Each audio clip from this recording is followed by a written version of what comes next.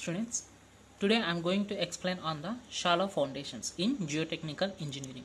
Okay, in previous lectures we have completed the soil exploration, earth slope stabilities and earth pressure theories. So those are the one of the important concepts in geotechnical engineering. Okay, in civil engineering design life, the foundation is a major important part in civil engineering design life, because without the support the structure can't bear on the ground surface. Okay, so here also I'm telling here, without constructing the foundation the structure can't resist on the ground surface. Okay, so before going to this, so that's why today I'm going to explain on this shallow foundations. Okay, before going to the shallow foundation, first of all we have to know what is meant by a foundation. Okay, which we are seeing a small figure.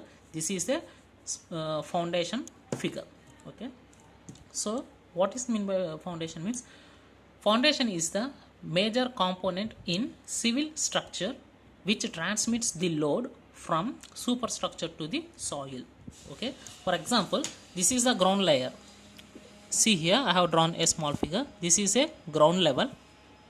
So the superstructure which will be constructed above the ground level. Okay, the foundation which will be constructed below the ground level. Okay, so that means this foundation is resistive on the soil surface. Okay, this foundation is resistive on the soil surface. Here what I am told means, foundation is the major component in civil structure.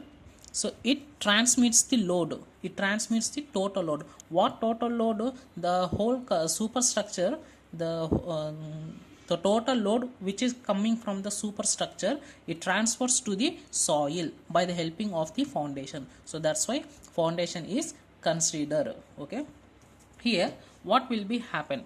So when the load is transferred to the soil, whether, okay, let us we know a small basic point in our civil engineering. So nothing but when a body is applied to a body, what will be happen? Whether the body will be deformed or the body will be failure. Okay, so here also when the total load from superstructure is applying on the applying on the foundation part, which transmit to the soil structure, which transfers to this soil surface, what will be happen? The soil becomes a failure or the foundation becomes a settlement. Okay, right, I will tell here. When the total load which is coming from the superstructure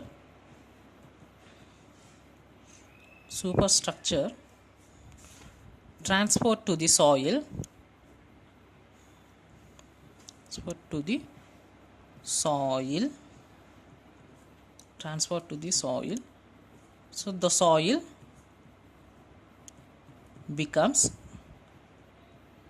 the soil becomes a failure in shear,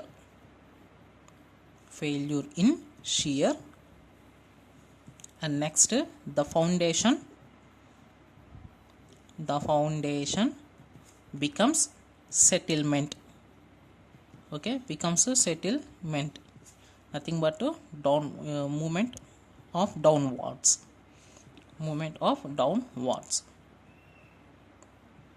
Okay, so these are the which I have mentioned here, these two failure criteria. So shear failure and the settlement failure. So first, the shear failure, how it will be happen means, the load is applying on the soil surface. So if the soil capacity is if the soil capacity can't bear that load, it will be safe, the total structure will be safe. If the capacity if the load was increased due to the soil capacity, the soil becomes a failure. Okay, so when the shear failure happen, so at the condition the settlement failure also getting. So this settlement failure is dependent on the shear failure. Okay, right, this shear failure, okay, again I'm telling, this shear failure is depend on the soil. Okay, next this settlement failure depend on the shear failure, and where the failure becomes means, foundation gets settlement. Okay, foundation gets settlement. settle down, settle down. So what will be happen when the foundation gets settled down means the whole structure, for example, this is a structure, this is a superstructure. So there are number of four foundations, number of four foundations. So here one of the foundation gets a settlement, one of the foundation gets a settlement. SF means a settlement of a foundation. So one of the foundation gets a settlement down. What will be happen? The total structure becomes a failure, or the total structure becomes a collapse. So for that condition, settlement to failure also settlement to failure also applicable for this foundation. So in this chapter we have to find the bearing capacity of soils and the settlement failures. So these two very important concepts in foundations. Okay, I hope that you understood this concept. Okay, right. So next, what are the types of foundations? Okay, just now we have learned about the foundation. Now we are going to learn the types of foundations. What are the types of foundations? Nothing but we have two types. What are those two types? Shallow foundations and deep foundations. Okay, so why we call as a shallow foundations, and at what condition we call as a deep foundations means, so many members will tell that, so many members will give the answers, nothing but DF. So nothing but DF by B is less than 1, that is shallow foundation. DF by B is greater than 1, this is one deep foundation. So this is not a main answer, this is just a thumb rule. So if the depth of foundation is less than the width of foundation, we have to construct a shallow foundation, is just a thumb rule. So why we have to use this shallow foundation means due to the shear resistance. Okay, so this is the main important point. Okay, due to the shear resistance, the shallow foundation is used to construct for the buildings. Okay, and next for deep foundation means due to the soil and base. So nothing but this is here also we can write base resistance. Okay, so for shallow foundations is used to construct due to the base resistance. Okay, due to the base resistance, that means to the base resistance to give the factor of safety for the shear failure. Okay, next for the deep foundation, the deep foundation is used to construct due to side and base resistance, due to side and base resistance. Okay, due to side and base resistance. Here only base resistance. In shallow foundation only base resistance. In deep foundation only side. In deep foundation it gets side and base resistance. While means here the foundation which we are looking, this is a foundation part, but for the deep foundations we are constructing, there are pile foundations or well foundations. Okay, so these deep foundations we will be give the lectures on next unit. Okay, in this unit we are going to learn about only on this shallow foundations. Okay, in simple structure, in common thing we can tell as a this shallow foundation is generally used for the buildings, Okay, uses of shallow foundation means generally uses for the buildings, and this deep foundation is uses for the to give the supports for water areas. Okay, like rivers. In rivers areas we will construct a bridge. Okay, we will construct a bridge. For that bridge condition we will give the support by the deep foundations. So while installing these pile foundations, what will be happen means a friction will be developed. So what friction means? The friction in between the pile foundation and the soil, that is called the side resistance. And next, base means nothing but the end bearing capacity, that is the base. So that's why the deep foundation is used to construct due to the side and the base resistance. So this is the main a small definition. Okay, right. For example, So this is the main concept. Next, and the general thing is, general thing is, the depth of a foundation is less than the width of foundation. Okay, the depth of foundation is less than the width of foundation. So that's we can going to construct the shallow foundations. If the depth of foundation is greater than the width of foundation, we are going to design the deep foundations. How means, let us see a small figure. Let us see a small figure. Okay,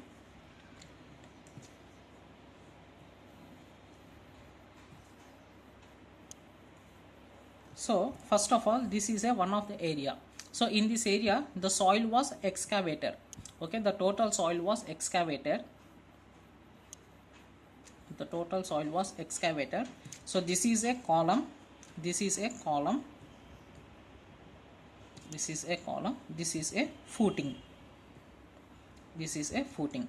Now this is a B. B means nothing but width of a foundation. Okay, B means nothing but width of a foundation. Next, from here to here, DF is the depth of foundation. From here to here, the depth of foundation. So here we have to calculate it. So while designing, we know the width of a, we can assume the width of a foundation, but we have to find the depth of a foundation. But and also the main thing, the depth of a foundation, it should not less than 0.5 meters. Okay, the depth of a foundation, it should not less than 0.5 meters. It should be greater than 0.5 meters to 1 meter. Okay, 0.5 meters to 1 meter. That is, if it is in less than, we will consider this shallow foundations. Okay, the depth of foundation is in between 0.5 meters less than 1 meter. So then we will going to construct this shallow foundations. Here the depth of foundation is greater than 1 meter.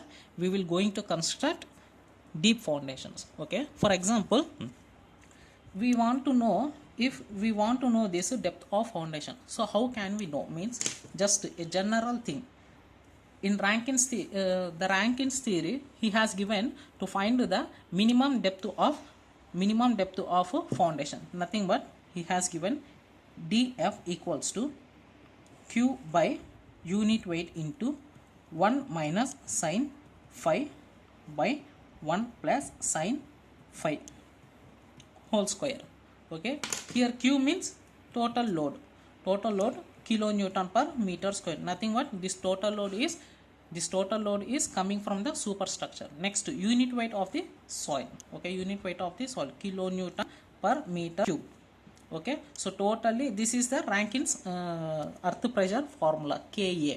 Okay, Rankins earth pressure formula. So by applying these values, we will get the minimum depth of the foundation. So if we got this minimum depth of the foundation less than, so this minimum depth of foundation less than 0.5 meters, it is not considered. Okay, so it should not get 0.5 meters less than. So it should be in between 0.5 meters to 1 meter. Okay, right. So this is the main basic thing to find the depth of foundation. Okay, next, in shallow foundations there are number of foundations. Okay, there are some types of foundations. What are those foundations? Means this is strip footing. First one is strip footing, second one is spread footing, third one is strap footing. Yes. Okay, strip, spread and strap. And next, remaining two is combined footing and mat footing. So these five types of foundations will come for the shallow foundations. Okay, next, for deep foundations we have two types of foundations, that is pile foundation and well foundation.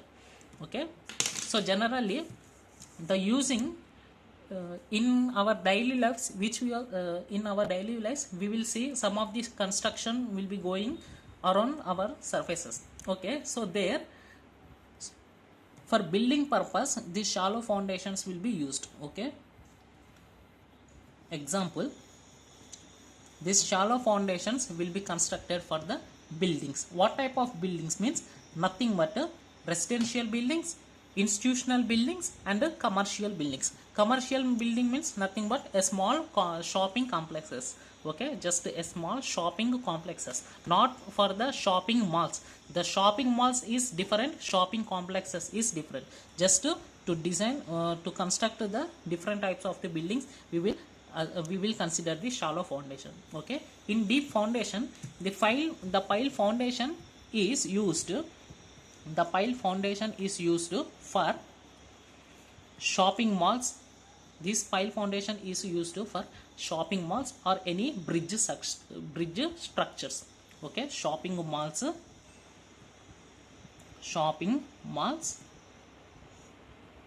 and bridge structures. These bridge structures should be laid on the ground surface, not on the water surface. So if the bridge structure was constructing on the water area, so then we have to use here well foundation, like river bridges. Okay, and next Pamban bridge, which we can see in Rameshwaram. Okay, the Pamban bridge.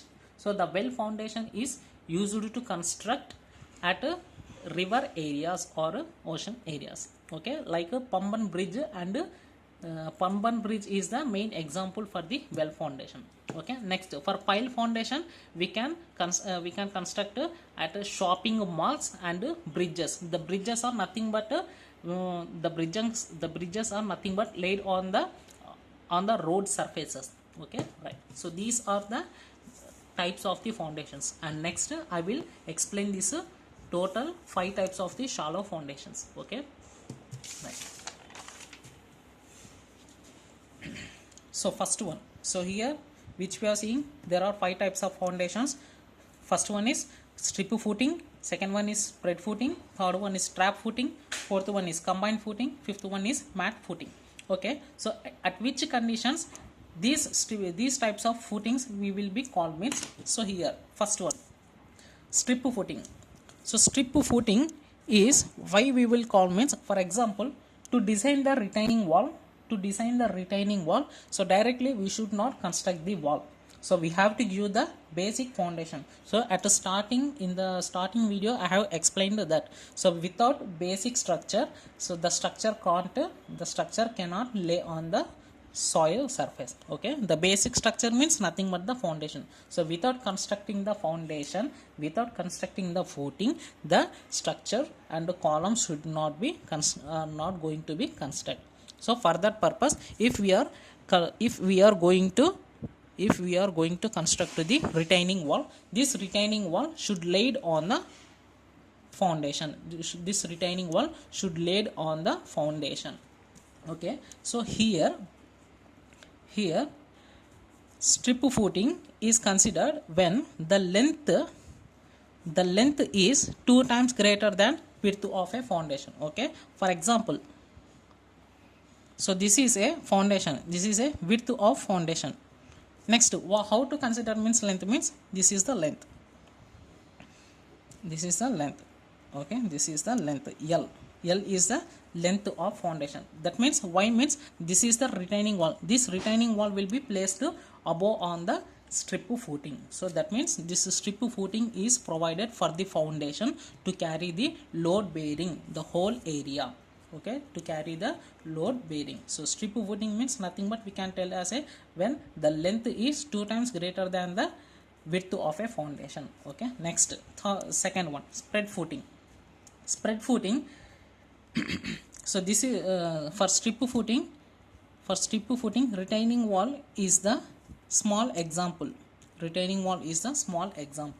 next for strip footing, so generally we see the construction areas. So for the buildings, so for the spread footing. So spread footing is a major type of a footing which we will construct for the buildings. Okay, to construct the buildings like houses or any residential buildings like apartments or institution buildings, we will prefer for the spread footing. So this spread footing means nothing but it carries only single column structural member. Okay, it carries only single column structure.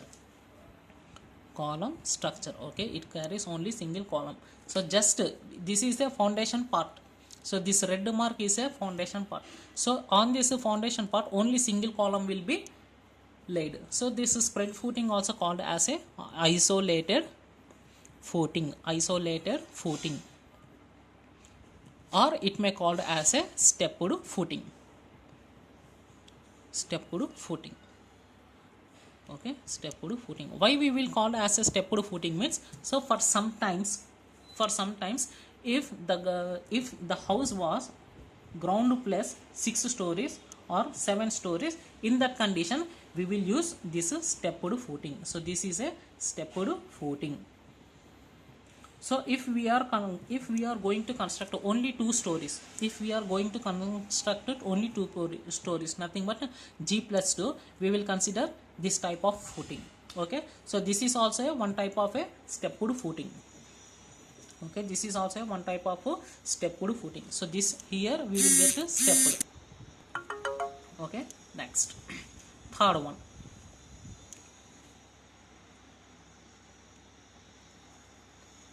Okay, next, third one. So the third one is strap footing. So why we call here strap footing means, it consists of 2 or more columns on footing area. Okay, it consists of 2 or more columns on footing area which is connected by concrete beam. Okay, so this is a one part. So this is a one part of footing, and next this is a one part of footing. So in between these footings we will consider a small concrete beam. Okay, just concrete beam, not RCC beam. RCC beam means it is a reinforced concrete beam. Okay, so why in the strap footing, so at so this strap footing at where it uses means, simply we give you, so in slope areas this strap footing will uses in sloping areas, nothing but we can tell as a hilly areas. So whether the ground surface in this slope area, in this slope condition, so we will going to consider this strap footing. So here a small footing area. So this footing area, so on this footing area one of the column is presented, and the next is footing area. So for this to give the connection, so we will be present here concrete beam. So for this this concrete beam is called as a strap footing.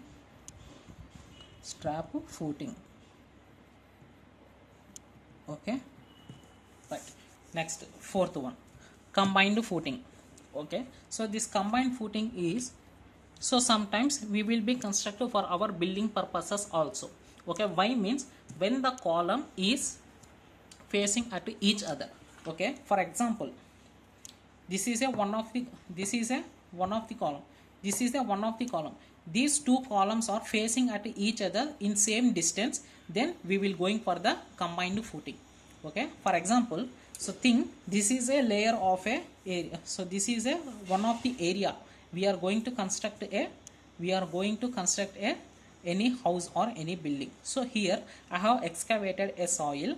So here I have excavated a soil. So for that condition, so I got columns like this, nothing but I got columns like this, so which is facing same area. So for that condition I will consider for the combined footing. Okay, here in combined footing we get to 2 types. So first one is rectangular, and second one is trapezoidal. Okay, how at what condition we will use this rectangular, at what condition we will use this trapezoidal means, when the load, so for here Q1 and next here Q2, here also Q1, here also Q2. Okay, so the load which is applying at one column, another load which is applying at another column. Okay, when the Q1 is equals to Q2, okay, nothing but the first load is equals to the second load, then we will consider rectangular footing. Okay, if the Q1 is greater than Q2, we will consider the trapezoidal combined footing. Okay, note the point, the two columns carries a straight line. Okay, this is the two columns. No, this is the two columns, it should be carries in a straight line. So at that condition we will consider this a combined footing. Okay, and last one, mat or raft foundation. Okay, this mat or raft foundation.